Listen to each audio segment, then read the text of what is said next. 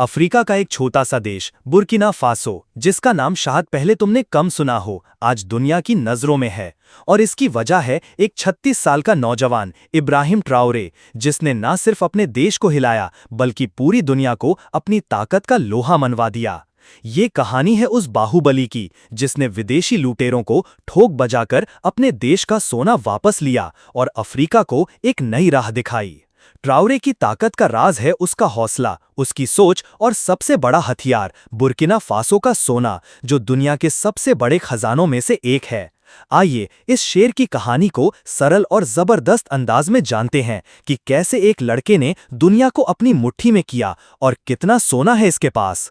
सितंबर 2022 की बात है। बुर्किना फासो में हालात खराब थे। आतंकवाद, गरीबी और विदेशी कंपनियों की लूट ने देश को खोखला कर दिया था। तभी एक नौजवान कप्तान इब्राहिम ट्राओरे ने सत्ता संभाली। उम्र बस 34 साल, मगर हौसला ऐसा कि बड़े बड़े देश कांप गए। ट्राओरे ने आते ही ऐलान किया, हमारा सोना, हमारी जमीन अब हमारी होगी, कोई विदेशी कंपनी इसे लूट नहीं सकती। उसने फ्रांस, जो सालों से अफ्रीका के संसाधनों को चूस रहा था, को बाहर का रास्ता दिखा दिया। रूस से दोस्ती की और देश का कंट्रोल अपने लोगों के हाथों में लिया। ये था वो पल जब दुनिया ने ट्राओरे को गंभीरता से देखना शुरू किया। बुर्किना फासो का सोना कोई छोटी मोटी चीज नहीं। ये देश अफ्रीका का चौथा सबसे बड़ा सोने का उत्पादक है और इसके पास इतने बड़े सोने के भंडार हैं कि दुनिया की कई महाशक्तियां इस पर नजर गड़ाए बैठी हैं। 2023 में बुर्किना फासो ने 57 टन सोना निकाला, जो करीब 80% देश की निर्यात कमाई का हिस्सा है। मगर पहले ये सोना विदेशी कंपनियां जैसे कनाडा की आयम गोल्ड, ऑस्ट्रेलिया की वेस्ट अफ्रीकन रिसोर्सेज और लंदन की एंडेवर माइनिंग लूट कर ले जाती थीं। स्थानीय लोगों को बस मिट्टी और धूल मिलती थी। ट्राओरे ने इस लूट को बंद करने का बीड़ा उठाया। उसने 2 बड़ी सोने की खदानों, बोंगो और वाग्नियन को राष्ट्रीयकरण कर लिया। सिर्फ $80 मिलियन में इन खदानों को वापस लिया, जबकि विदेशी कंपनियां इन्हें $300 मिलियन में बेच रही थीं। ये था ट्राओरे का दम, जिसने विदेशियों को उनकी औकात दिखा दी। ट्राओरे ने सिर्फ खदानों पर कब्जा नहीं किया, बल्कि देश में पहली बार एक सोने की रिफाइनरी बनाई, जो हर साल 150 टन सोना प्रोसेस कर सकती है। पहले कच्चा सोना यूरोप जाता था, मगर अब बुर्किना फासो खुद इसे रिफाइन करके बेचेगा। इससे न सिर्फ ज्यादा कमाई होगी, बल्कि देश के लिए नौकरियां भी बनेंगी।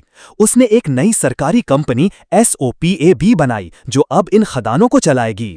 ट्राओरे का मकसद साफ है, सोने का हर टुकड़ा देश के काम आए, न कि विदेशी बैंकों में जमा हो। उसने नए आनन कानून बनाए, जिसमें सरकार की हिस्सेदारी बढ़ाई गई और विदेशी कंपनियों से ज्यादा रॉयल्टी वसूलने का नियम लागू किया। अब सवाल ये है, बुर्किना फासो के पास कितना सोना है? इसका सटीक आंकड़ा देना मुश्किल है, क्योंकि बहुत सारी खदानें अभी पूरी तरह खोजी नहीं गई हैं। मगर विशेषज्ञों का मानना है कि देश के पास सैकड़ों टन सोने के भंडार हैं, जो अभी तक अनछुए हैं। कुछ अनुमानों के मुताबिक बुर्किना फासो के पास इतना सोना है कि अगर इसे सही से इस्तेमाल किया जाए तो देश की अर्थव्यवस्था को पूरी तरह बदल सकता है। ट्राओरे ने पहली बार राष्ट्रीय सोने के भंडार बनाने की शुरुआत की, जो पहले कभी नहीं हुआ था। ये भंडार देश को आर्थिक ताकत देंगे और विदेशी कर्ज से मुक्ति दिलाएंगे।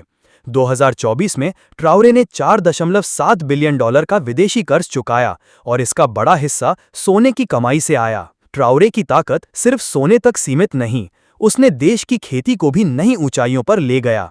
2024 में बुर्किना फासो ने 60 लाख टन अनाज पैदा किया, जो एक रिकॉर्ड है। उसने कपास प्रोसेसिंग सेंटर बनाया, टमाटर पेस्ट की फैक्ट्री शुरू की और एक नए इंटरनेशनल एयरपोर्ट का निर्माण शुरू किया।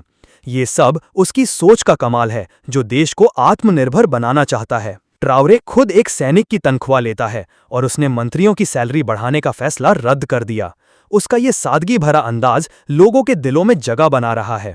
ट्राओरे की तारीफ सिर्फ बुर्किना फासो में नहीं, पूरे अफ्रीका में हो रही है। सोशल मीडिया पर लोग उसे नया थॉमस सांकारा बुलाते हैं, जो 1980 के दशक में बुर्किना फासो का क्रांतिकारी नेता था।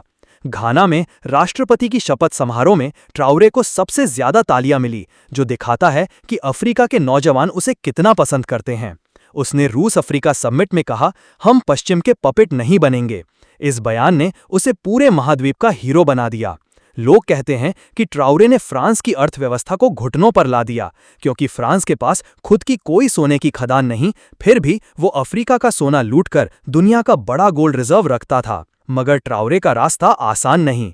विदेशी ताकतें उसे हटाने की कोशिश कर रही हैं। 19 बार उसकी हत्या की साजिश हो चुकी है। कई लोग मानते हैं कि पश्चिमी देश बागी समूहों को हथियार और पैसे दे रहे हैं ताकि ट्राउरे को कमजोर किया जाए। अमेरिका के जनरल माइकल लैंगले ने आरोप लगाया कि ट्राउरे सोने का इस्तेमाल अपनी सत्ता बचाने के लिए कर रहा है, मगर कोई सबूत नहीं दिया।